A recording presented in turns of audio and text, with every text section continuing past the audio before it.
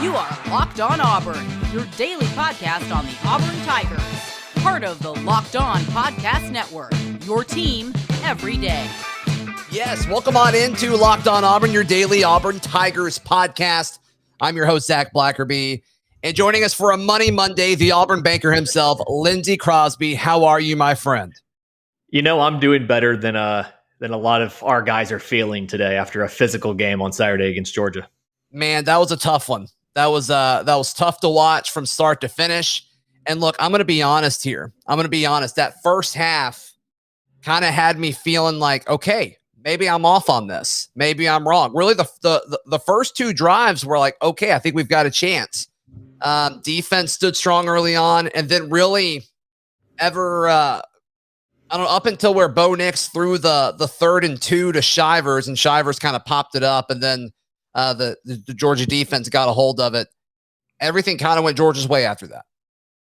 That did feel like the big momentum swing was that interception. And that's something where fans have gone and have Zapruder filmed the play and said, well, look at this other option he had over here and over that. That was the right decision to throw to Shaun Shivers. That quick hitter, get the first down. Correct decision. It didn't work out this time. But from that point on, it just felt like Auburn couldn't really do anything. And Georgia capitalized on that mistake to drive down and score. And that was all she wrote.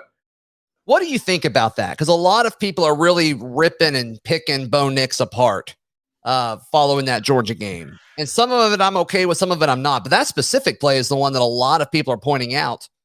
The other one is the pass to Shanker in the end zone. But specifically on the Shivers drop, that was the Bo Nix pick. Shanker is just never really covered. He's wide open. They also had somebody else coming across the field that eventually would have broken open. But the goal of the play and the play call is to get 2 yards. And his first read clearly was to worm, and it was open. And so I don't really fully get. I think it's because a lot of people play so much Madden where it's like you're not really you're able to get a clearer picture of the full field. But the goal was to get 2 yards, and they schemed Shivers open. Shivers just didn't catch the football. And that happened, and it stinks. But I don't get blaming Bo Nix for that. Now, if you're blaming him for other things that happened, and there was times that he started to kind of get happy feet in the pocket, and it was a little finicky and running around and a little indecisive and left guys too early, I'm cool with that. But on that specific play, that's when it all kind of started, right, Lindsay? And I think that's where I kind of have a little bit of an issue with that. Yeah. Looking over my notes here, one of the big things I have written down is Bo Nix is not the reason we lost this game. It worked out on that play where we had more than one option. A lot of times in this game, we didn't have more than one option available. That was something you could clearly tell that play was designed to go to Shaun Shivers. That was the pre-snap read is we're going to throw this quick out, get the first down, keep the chains moving. It wasn't something where we were looking for a home run ball, where we had the protection set up for a home run ball. You saw how quickly they got in on Bo. I mean, he's throwing that ball trying to avoid getting hit at the same time. Right. We didn't block that for a deep shot. All in all, I mean, if I'm assigning blame, and I don't like to do that, if I'm assigning blame for this loss, Bo Nix is pretty far down that list. I think ever since the benching at Georgia State, and you touched on it, he had a little bit of issues on Saturday. He was not perfect, but he was not the worst part of the offense on Saturday. Yeah, I mean, he got a little impatient as the game went on, and understandably so, because he was pressing and feeling the need to make something happen, but Bo Nix absolutely was not the problem on Saturday. Bo Nix is not the reason we lost the game. Yeah, Pro Football Focus sided Auburn with 7 drops. I believe it was either 6 or 7 drops. It was 7, yeah. Which, I mean, if you have all of those, I mean, it just looks totally different. Drives last longer, and obviously his stats look a lot better. And so I don't think that. I mean, he was running for his life. Some of that was him. Some of that was holding onto the ball too long. Some of that was the offensive line wasn't very good on Saturday. And we all expected that. And we also predicted here on this show, and we're not the only place to do this, but we talked about this, that over the course of the game, the trenches just slowly wore down in Georgia's favor on offense and defense. And over the course of the game, it seems like Auburn's running game got worse. And over the course of the game, it seems like Georgia's running game got better, and the Auburn pass rush kind of got worse and worse and worse, just because over the course of the game, just in the trenches, you could just physically look at it. Just pre-snap, just looking at it, it's like they are just so much bigger than Auburn is. And over the course of 60 minutes, it showed. Yeah, when you're playing a team that has a lot of 4 and 5 stars like Georgia does, it's going to be very easy at the very beginning when you're man on man to keep it a game, to keep it close. You saw that first drive, Auburn comes out, marches down the field, doesn't convert. But as the game wears on, every time you substitute and they substitute, they're substituting in a better guy than you are. And so you're slowly getting behind every time you have to sub. Your number one guy may be almost as good as their number one guy, but your number two guy is significantly worse than their number two guy. Yeah. And you saw that as the game goes on.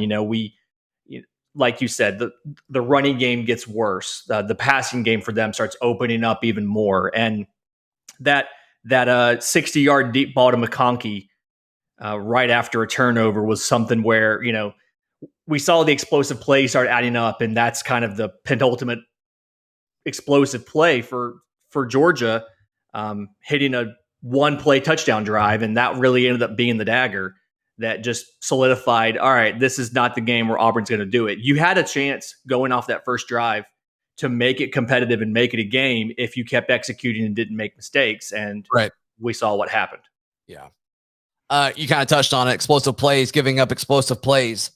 The defensive backs were really, really inconsistent and at times really, really bad. I wanted to go and just hug Nehemiah Pritchett and be like, man, I'm so sorry. And some of that, I think the scheme was like kind of putting him on an island because I think they thought he could kind of handle it. And look, people asked for man. They got more man. And Nehemiah Pritchett was on the wrong end of a lot of explosive plays. You mentioned the big one by Ladd to kind of put the nail in the coffin, but he was just kind of and he's an aggressive guy. So, I mean, he bites on a lot of stuff, but man, he was just always a few steps behind. So I really, really felt bad for him. I think Roger did fine. I think McCreary was good. He got flagged for something that was really, really good coverage where NFL scouts were watching that being very, very excited. It's that was ridiculous. And then for Auburn not to get that DPI in the back of the end zone, that was interesting. And how about Bo Nix for calling that out, by the way, post game, saying, hey, if that happened to us, we wouldn't get the call. How about that, huh? I mean, Bo Nix is clearly frustrated, and the thing that I like is he's finding an outlet for that frustration that's not digging my teammates. Because that if he said anything that could be perceived as negative at his teammates, people were going to jump on it and we're going to push on it. But he's pointing out that, that was pretty much the exact same scenario we got flagged on. They didn't get flagged on it. Kind of ridiculous. And then just the explosive plays. I mean, they had 4 pass plays of more than 25 yards. They had 5 runs of more than 10 yards. We didn't have any. And it's something where you could tell Bo wanted to make it happen. Bo wanted to get those explosive plays down the field, running, passing, however he could do it on hit with his legs. And they just weren't coming for us. And as the frustration mounted, the pressure mounts, that's when you see him start bailing out early, getting a little impatient in the pocket because he's trying to make something happen. I can't fault him for that. First half, Bo did everything he had to do. He was focused out there, and the team unfortunately just let him down. I mean, glaring lack of consistency, glaring lack of production from wide receivers not named Kobe Hudson. Which, I mean, he is a natural wide receiver.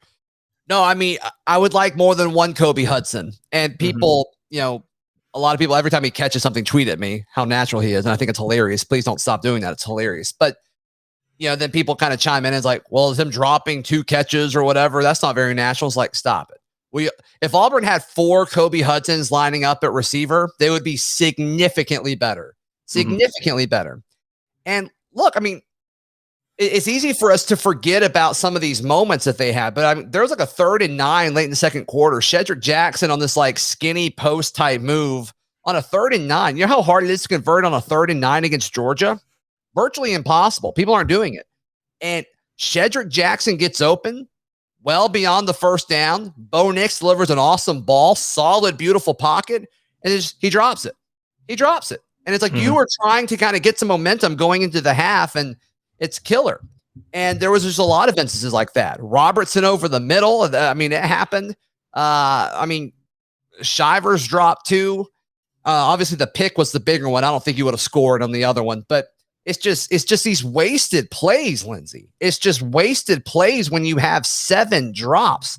But the 3rd and 9 one to Shedrick Jackson, like that was a big deal to me because it is so hard to give it convert on a 3rd and 9 against anybody in the SEC, let alone Georgia. And you had a great opportunity to kind of keep things going.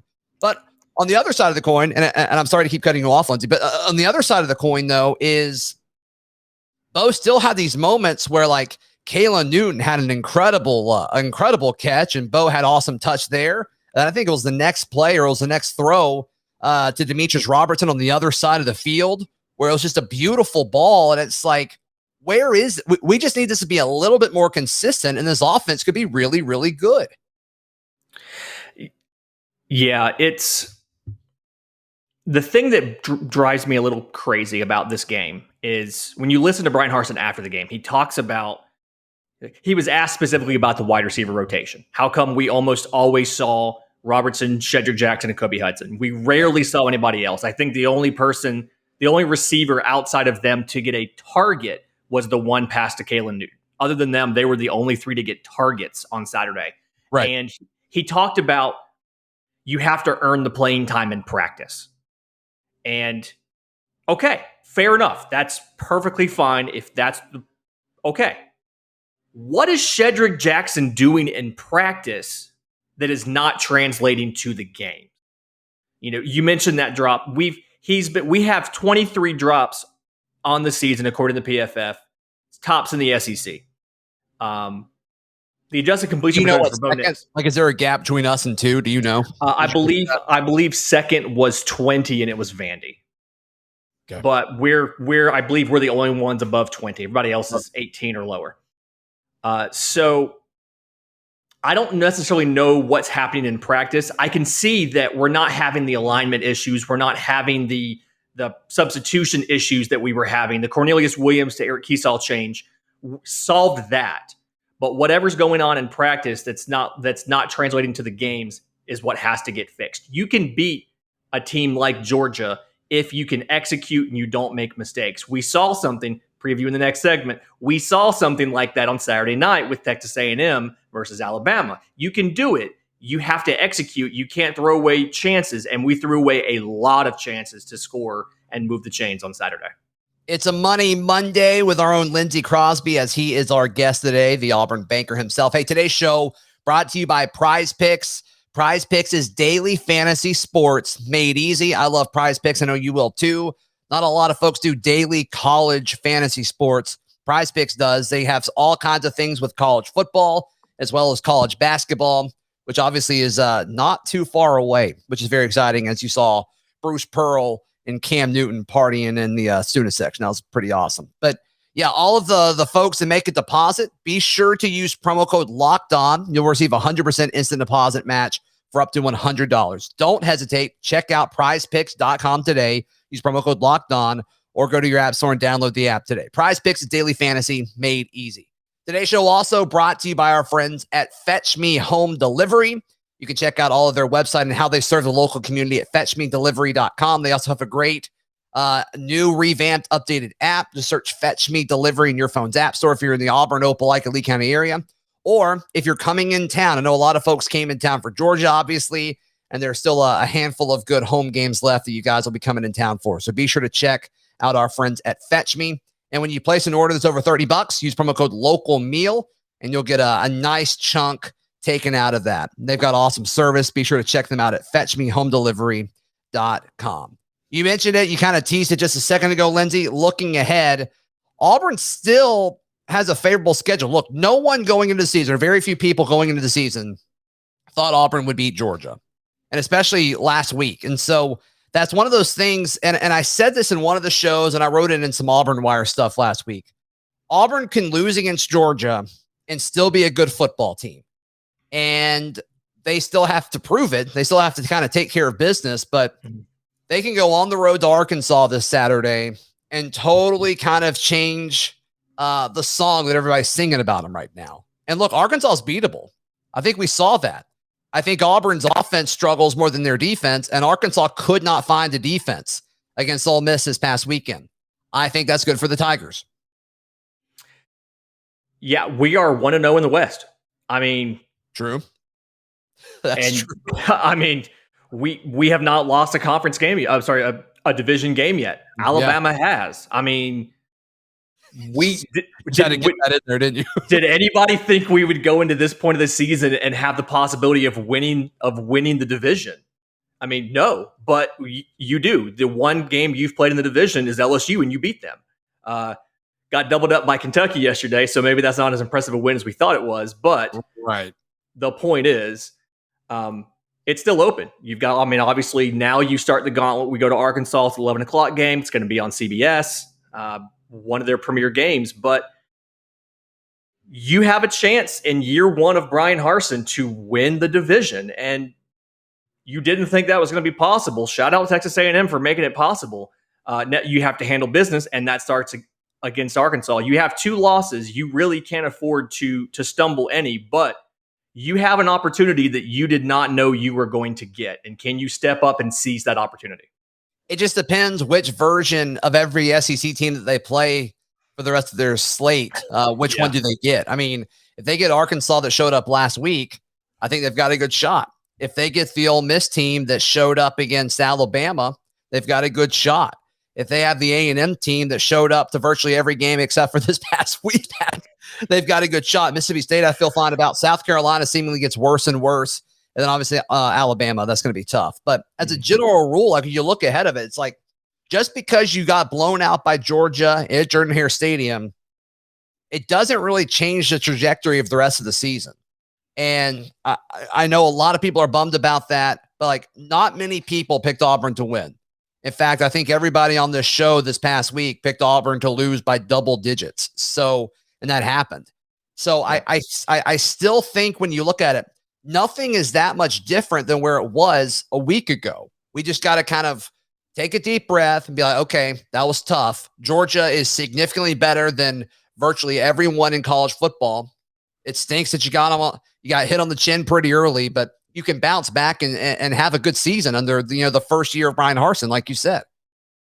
And you're playing with house money this year. I mean, it's the first year of Brian Harsin. We saw people talking about, is this going to be a 6-6 Auburn team this year? Is this going to be a 5-7? I mean, like around some corners of college football, the question was, would Auburn even qualify for a bowl game this year? And we're in a position going into week 7 where we can win the division and go to the SEC championship if we win out. So it is, I mean, a lot of it depends on obviously the version of the teams we get. Which Arkansas do we get? Do we get the Arkansas that just hung 51? Do we get the Arkansas that got completely shut out 2 weeks ago? Which version do we get? But how we perform on the road to Arkansas is, I think, going to go a long way towards giving people some peace of mind that this is not going to be a wasted season. Right. As far as win-loss record. I mean, obviously we're getting our guys experience in the system. We're getting, they're learning this whole new coaching staff, all these new schemes. But as far as a win-loss record's concerned, this Arkansas trip has the possibility of giving people some hope that we're still in this. And what more can you ask for in the first year of a coach in the SEC to still be in it halfway through the year? There's also another side of the coin with all this. While Auburn still has a chance to do some damage, and all of the games, with the exception of maybe the Iron Bowl, seem winnable. But hey, maybe you get the Alabama that came out flat against A&M, and you can kind of do some things there. Still it applies to them too, I guess. But the other side of the coin, Lindsay, is if Auburn goes out and lays an egg in Fayetteville, then we're having the same conversation. Right? I mean, we talked about this going into LSU, where it's like if Auburn loses in Baton Rouge, who do they beat? And so it's like if you go to Fayetteville, it's not quite as dire because I think Arkansas is a much better team than LSU is this season. But if you lose at Arkansas, are you confident hosting Ole Miss? I don't know. Are you confident going to Texas A&M? Probably not. And then you got Mississippi State and South Carolina. I think you're still fine in that regard. But there's two sides of this coin. And so it just kind of depends on how you continue to get better as a team. And it's going to be one of those things where it comes down to culture that we've talked about a million times with Brian Harsin, and leadership and constant, this constant obsession to get better every single day. And just talking to guys like Chandler Wooten, like we do every week on the show, it seems like this team has that. It just has to actually happen, Yeah. And the good thing here is we are able to find out more information each week about Auburn's true skill level, because that's the thing we don't know is these players in this scheme with this coaching, how good are we really? We found out. So maybe we're not top 5 like Penn State and Georgia. Okay, fine. But we beat LSU. Okay, so maybe we're not bottom of the division. So this Arkansas team being a good team, but not a great team, I think is something, they're ranked, but they're in the high teens. I think that's a situation where we kind of get a better idea of where is the true middle for Auburn. Are we farther down towards LSU? Are we higher up towards the, not nearly there, but towards the Georgia and Alabamas, because we have a team who's in that middle to measure ourselves against. So this is a measuring stick for Brian Harsin. And I guarantee you, he knows the importance of going out to Fayetteville and making a statement. If nothing else, just because it's an Auburn tradition to beat up on Arkansas every year. Don't want that to go away. That's true. Absolutely true. Absolutely true. Hey, coming up, Auburn got a recruit over the weekend. We will talk about Drew Bobo, as well as where Auburn is in the polls right now. We think that's a little interesting. But first, today's show brought to you by our good friends at Built Bar. Built Bar is the best tasting protein bar on the planet. Some say in the entire universe. I can't say I disagree, but they've got a ton of great flavors ranging from coconut to cherry to mint brownie to salted caramel. They've got a ton of great flavors. They all taste like candy bars. It's legit. You eat this thing and you're like, how is this good for me? I don't know, but it is. It's like magic. They're all very high in protein, low in calories, low in sugar. Check them out today. Built.com. Use promo code LOCKED15, LOCKED15, LOCKED15 for 15% off. Use promo code LOCKED15 for 15% off. That is at Built.com. Lindsay Crosby, our guest. We got a few more minutes left. Let's touch on Drew Bobo first. Auburn gets its 12th member of the 2022 class. This will be Brian Harsin's first full class where it's all his guys. And 3-star offensive tackle right from Auburn's backyard, Auburn High School. This is the second player that is part of this class from Auburn High School. Powell Gordon is the other. And they're trying to get Easton Harris, who's another offensive lineman from Auburn High School. But yeah, 3-star offensive tackle. Some places say that he will be a guard at the next level. We'll see. I kind of wonder just by need, he'll stay at tackle when he plays for Auburn. But obviously, Drew, Mike Bobo's son, they moved here. It was kind of down to Auburn and Georgia. And so at least Auburn got a win over Georgia in something this weekend. That's obviously a big deal. But we also beat them in equestrian. There you go. We beat everyone in equestrian. That's fantastic. Shout out Auburn on that. But yeah, so I think when you look at it, I think that's exciting. Auburn's still 40th in the country in recruiting and 14th in the SEC. So still a long way to go, but still good news on a Sunday afternoon. Yeah, Mike Bobo is part of a trend of we need to bring in high school offensive linemen. Offensive line is notoriously the hardest position to project high school kids into. So I don't take as much stock in a star ranking for offensive linemen as I do for a different position, simply because so many offensive linemen don't work out when you get to college for one reason or another. I saw the stat. It's like a 50% rate as far as hits on offensive linemen in recruiting. Okay. But this is definitely something we have a lot of information on him, obviously, as a coach's son. Right. We hopefully know how he's going to fit into this offense. And like you said, it's a numbers game. We were definitely behind the ball at the end of the Gus Malzahn regime with bringing in high school offensive linemen.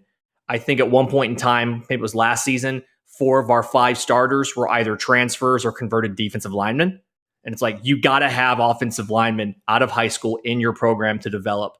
I look for him to be, like you said, probably sticking at tackle for a while simply because of numbers, even though he may be more of a true guard. Or even possibly I've seen some stuff about his intelligence would lend him to play center if we had the numbers. So something where shout out to the coach's kids for kind of having a little better feel of the game when they're younger. But definitely a big pickup. And obviously the big thing for Harsin is the 23 class. I mean, it's something where they'll have a full cycle to recruit those guys. The 22 guys, so much of that is your junior year, leading into your senior, but still good to see us getting better in that class. Yeah. And then you hope that a lot of the recruits that came to visit over the weekend got a good impression from Auburn, from the coaching staff for the 23 class. Yeah. Yeah. Reading some of Coach Pink's stuff, go subscribe at auburnlive.com, part of their On3 network. But Coach Pink had a good write-up, talked about how good Bobo is at blocking on the edge, which is obviously something good, and blocking in space, which is something that's attractive and appealing. You would think that would kind of lend itself to be where he could be a tackle at the next level, or, I don't know, getting your hands on guys in space is always good. So hopefully that pans out. Excited to see that. It's been a minute since we've gotten a new commit, so maybe that'll get some momentum going. All right. As far as other things that we wanted to talk about, Lindsay, Auburn is no longer ranked in either the two major polls, the AP and the USA Today coaches poll. They're in 26th in both of them, and a lot of inconsistencies to kind of look at. In the words of Bo Nix, if it was anybody else, it's so, to me, here's what I don't understand. So Georgia State, we need a last minute drive to beat Georgia State. We go up in the polls. Mm-hmm. We rise a couple spots. We had two top 5 teams lose yesterday. We lost to the new number 1 team in the country. We dropped 7 spots out of the rankings. Make it make sense. Quality losses, right? Yeah, and I think this is the kind of thing where the College Football Playoff Committee will this happens every year since the College Football Playoff Committee's been a thing. But the CFP rankings always like Auburn way more than the polls do. Always. Because the polls are so much, name recognition, and a lot of people who vote in these things don't watch all the games because, it may be one of the main writers for Michigan who has to put a ballot together. And he's like, he didn't watch Auburn on Saturday. You kidding me? So then obviously the coaches poll, all that's SID stuff. But the CFP rankings, if they were coming out this weekend, I would be very confident that Auburn would be there. In fact, Auburn may be a top 20 team, if they were doing it right now, because I almost think they like them too much. They really like quality losses. Like, they are all about quality losses. So, and Auburn's got 2 of them. Auburn has 2 quality losses against 2 top 10 teams. What, Penn State's 8? 2 top 5 teams. I mean, Penn State's top 5. Are they? Okay. I think in the coaches they're 8, but in the AP they may be higher. But regardless, I think that's still 2 quality losses, especially when you go to Penn State and you play the way you did. So I don't know. I just, and it doesn't really matter, Lindsay. It's just this constant theme of like the whole, we have to sit through all of this. Like, Alabama just gets to play by a different set of rules all the time. And it's just really frustrating to watch even when they lose, it's like, okay, they still don't get it as bad as everyone else. And it's frustrating. It's really, really frustrating. I saw a lot of Auburn fans tweeting about it Sunday afternoon. So I don't think it's just a me thing here. Yeah, they lost to an unranked team. They're the first number 1 overall team to lose to an unranked team. I want to say since like 2003. It was some wild stat. Yeah. And they dropped to 5. That's it. Right. 5. Yeah. And it's one of those, I understand benefit of the doubt. Like, I understand that argument, but it's frustrating from the Auburn fan perspective to be like, they lost to an unranked team. Maybe that's a little farther than 5, whereas we lost to the number 1 team in the country. Our 2 losses are, and you're right, it's number 7 Penn State. I forgot they lost to Iowa. Shout out Iowa. And to the number 1 team, and we're out of the poll. So I had to remind people on Sunday afternoon, saw some of those tweets and messages in our Discord. Rankings don't matter until the college football playoff rankings come out. In the end, the AP rankings coaches poll doesn't matter. It's the college football playoff rankings that actually matter, and they're just not out yet. So we need something to talk about. Real quick before we end the show. It's just a general respect thing, I think. Yeah. And there's just not a whole lot of it towards Auburn right now, and I don't think that's fair. But all right, go ahead. Before we end the show, I just want to echo Leota leads this Auburn team in sacks, and I could not be happier. Like, what a get. Yeah. I mean, it's something where Yeah, we were excited about him when he first came in, and then a bunch of other guys came in, and he kind of got lost in the shuffle a little bit. He wasn't starting right away. TD Moultrie has some sort of weird eligibility thing going on. Don't know what that's about. He didn't even go through spring. He was he came in the summer, and so it's like, is he even going to have enough time to kind of figure out what all's going on? And boy, he has. He's been a great addition to the pass rush. He just keeps on, like his motor never stops. And you see him, he's that guy that, he might get double teamed and shoved out of the play, and he's getting back up and he's running to chase down from behind. I mean, he has a motor, and this is a good get by Brian Harsin. And this is why we talked about this with some of the players we brought in, like Jarquez Hunter. They're looking for guys that fit what they're trying to do. And it's not always going to be the highest star rated guys. If you want to see a team that lives off of star rankings and the stars don't line up, look at USC. USC brings in a bunch of 4 and 5 star guys because they just go after the highest rated guy they can get. This coaching staff has gone after guys that fit what they're trying to do, and those guys are getting results. So shout out Eku Leota. Yeah, I love it. If I was a battery company, I'm signing him. Whether it's Duracell, if I'm Energizer, I'm calling him. He's not turning off. You know what I'm saying? He keeps going and going and going. That's right. Hey, how can people find you and hear you, buddy? I am at Auburn Banker on the socials and in the Discord, and you can listen to me 7 to 9 Monday through Friday on NewsTalk WANI. Fantastic. Follow me on Twitter at Zac Blackerby, show on Twitter at Locked On Auburn, and on Instagram at Auburn Podcast. We'll be back tomorrow with a Charlie Tuesday right here on Locked On Auburn.